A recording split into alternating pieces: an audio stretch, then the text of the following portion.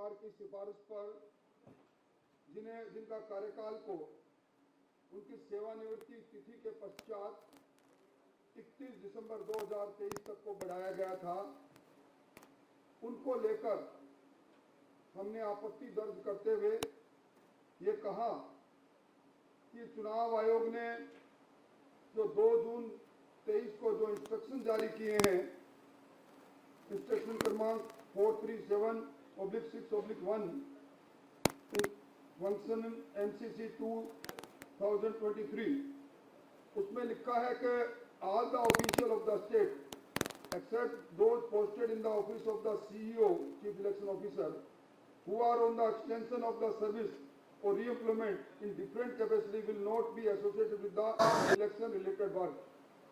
हमने चुनाव आयुक्त महोदय को कहा है कि जो उनके निर्देशन पर जो चुनाव में स्क्रीनिंग कमेटी बनी है, जो चुनाव की आदर्श आचार संहिता के बारे में उसकी पालना के लिए और आदर्श संहिता के उल्लंघन के अंदर कोई शिकायत जब आती है तो चुनाव आयुक्त को स्क्रीनिंग कमेटी जिसकी चेयरमैनशिप मुख्य सचिव महोदय करती है इन ऑफिशियल कैपेसिटी, जिसमें विभिन्न विभागों के सचिव, प्रमुख शासन सचिव होते हैं, वो स्क्रीनिंग कमेटी जिसका मुख्य दायित्व राजस्थान में निष्पक्ष चुनाव के साथ साथ आदर्श आचार संहिता का पालना हो, उल्लंघन हो तो उसमें कार्रवाई के लिए जो मुख्य चुनाव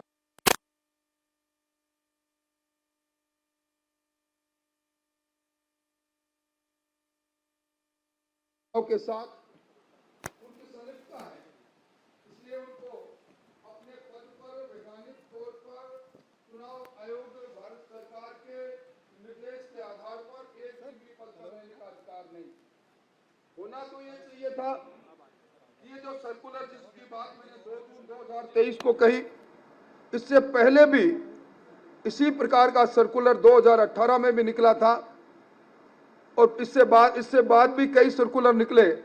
स्वतः ही चुनाव की घोषणा के साथ ही राजस्थान के मुख्य सचिव को अपने पद को छोड़ देना चाहिए, परंतु हम देख रहे हैं लगातार अधिकारियों के स्थानांतरण से लेकर विभिन्न सरकारी गतिविधियों में मुख्य सचिव जी भाग ले रही है और उसके साथ ही जो चुनाव आयोग के द्वारा जारी किए गए स्पष्ट निर्देश है उनका ये उल्लंघन है।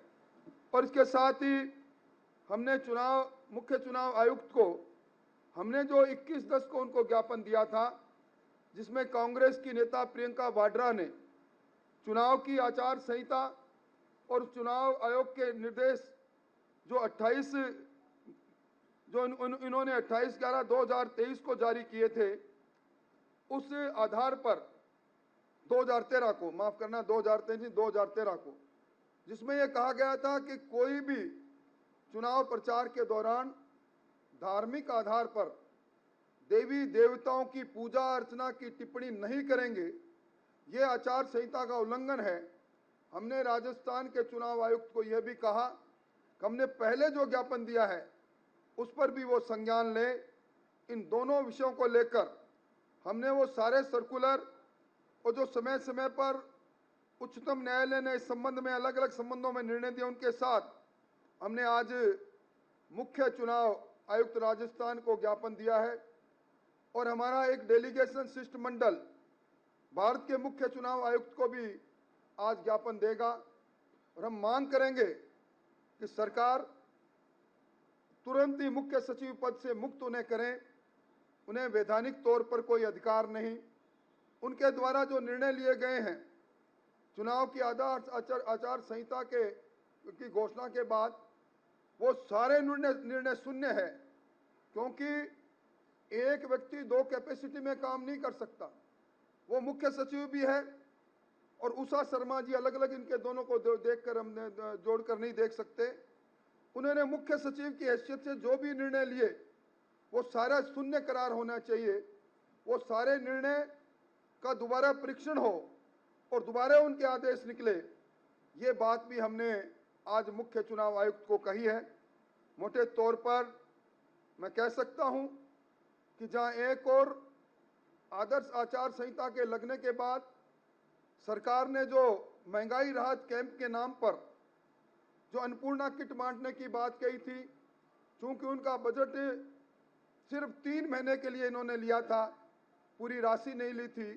Smart telephone, Annapurna kit, cylinder में सब्सिडी, सारी योजनाएं बंद हुई है। इस कारण से नहीं कि आचार संहिता, बल्कि इस कारण से कि सरकार ने बजटीय प्रावधान नहीं किया था।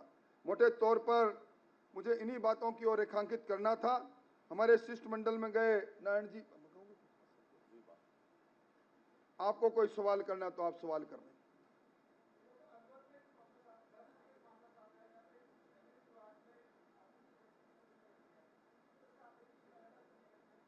देखिए, लगातार सरकार के इस प्रारंभ से लेकर अब तक कानून व्यवस्थाओं की जिस तरह धज्जियां उड़ी और घटनाएं घटित होती है, अपराधी इतना भयमुक्त है कि वीडियो बनाकर वीडियो जारी करता है।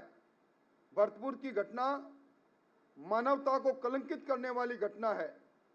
सरकार की कानून व्यवस्था और कानून के काम में जो डीजीपी लगे हैं, वो भी अपने काम को अच्छी तरह अंजाम नहीं दे पा रहे, जिसके कारण से अपराध और अपराधी दोनों भयमुक्त हैं। देखिए, प्रियंका गांधी जी ने कहा था लड़की हूं लड़ सकती हूं। राजस्थान के अंदर एनसीआरबी को लेकर, एनसीआरबी के आंकड़े ये कह रहे हैं कि लगातार 2 साल तक राजस्थान हिंदुस्तान में दुष्कर्म में 1 नंबर पर आए। लड़की हूं लड़ सकती हूं, परंतु उनके संसदीय मंत्री जब कहते हैं कि बलात्कार इसलिए होते हैं कि मर्दों का प्रदेश है, प्रियंका गांधी उनसे तक नहीं लड़ी। आज तक चाहे कोटड़ी की घटना हो, दौसा की घटना हो, खेड़ली की घटना हो, अनेकों घटनाएं घटित हुई, एक बार भी किसी भी घटना पर उन्होंने चिंता प्रकट करना तो दूर, एक बार भी किसी घटनास्थल पर नहीं आए। अब जब सरकार का रिपोर्ट कार्ड जनता के सामने आ गया और सरकार की विदाई तय हो गई, तब वो आकर राजस्थान के अंदर अपनी बात कह रही है।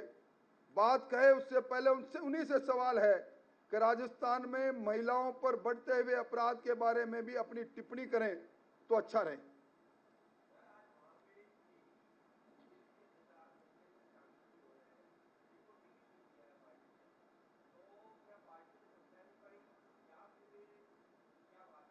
देखिए, कैडर बेस्ड पार्टी है। पार्टी के आलाकमान का निर्णय की पालना करना प्रत्येक कार्यकर्ता का कर्तव्य है। कुछ कतिपय लोग हो सकते हैं जो आज लक्ष्मण रेखा को पार करके, और जिन पर पहले से ही अनुशासन कमेटी ने जिनके बारे में संज्ञान ले रखा है, उन्हें आभास था कि वो अनुशासन, भारतीय जनता पार्टी का अनुशासन समिति कार्रवाई करे, इससे पहले वो पाला बदलते हैं।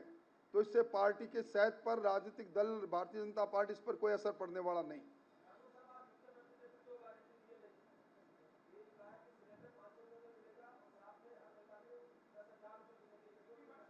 देखो, आज जब सरकार का वैधानिक कार्यकाल समाप्त हो गया, मुख्यमंत्री जी, पहले मुख्यमंत्री जी ने 1 करोड़ और 17 लाख के जो गारंटी कार्ड जारी किए, पहले उनकी गारंटी के बारे में जवाब दे दें तो अच्छा रहे। आज पहले जो उन्होंने गारंटियां दी थी, मैं उन्हीं से सवाल करना चाहता हूं, क्या उसका बजटीय प्रावधान उन्होंने किया था? उन्होंने 1 करोड़ 35 लाख स्मार्टफोन देने की बात कही, फिर जब हमने सवाल किया तो 40 लाख पर आए। 17 लाख बांटकर चुप हो गए, क्योंकि पैसा उन्होंने बजटीय प्रावधान ही 2,500 करोड़ किया था। और उसके अंदर भी जिस प्रकार का भ्रष्टाचार का तांडव हुआ है, जो फोन बाजार के अंदर 5,000 से लेकर 5100 रुपए तक मिलता है, उसको 6,125 रुपए में उन्होंने जारी किया, लिया सरकार के खजाने से पैसा। ये इनका टोटल गारंटी कार्ड भ्रष्टाचार की नींव पर रखा हुआ है, और अब इनकी गारंटियों से कोई जानने वाला मानने वाला नहीं है। एक गारंटी राजस्थान की जनता जरूर दे रही है कि इनकी विदाई बड़ी धूमधाम से होगी। राठौर साहब, झुंझुनू में आज कांग्रेस ने घोषणा की है कि प्रति महिला, जो परिवार की मुख्य महिला होगी, उसको 10,000 रुपए प्रति साल दिया जाएगा। तो एक और गारंटी, क्या आपको लग रहा है ये लोक लुभावन है क्या चुनाव से पहले? देखिए, अगर अच्छा होता, सरकार का वैधानिक कार्यकाल अभी समाप्त हुआ है, सरकार इनके हाथ में थी, ये पहले साल से लेकर और अपने अंतिम कार्यकाल तक इनको समझ में नहीं आया कि राजस्थान की महिलाओं को इनकी आर्थिक सहायता की जरूरत है। अब जब सब कुछ लुट गया है तब कहते हैं कि हमें गारंटी देते हैं 10,000 रुपये देंगे। इन कपोल कल्पित बातों से कुछ होने वाला नहीं है। ये लोक लुभावनी बातें कर कर सरकार ये सिद्ध कर रही है कि उसका जनाधार समाप्त हो गया है, उसकी विदाई तय है। इसलिए किसी प्रकार की बातें प्रलोभन देकर स्वाभिमानी राजस्थान की जनता को भ्रमित करना चाहते हैं, जिससे जनता होगी नहीं।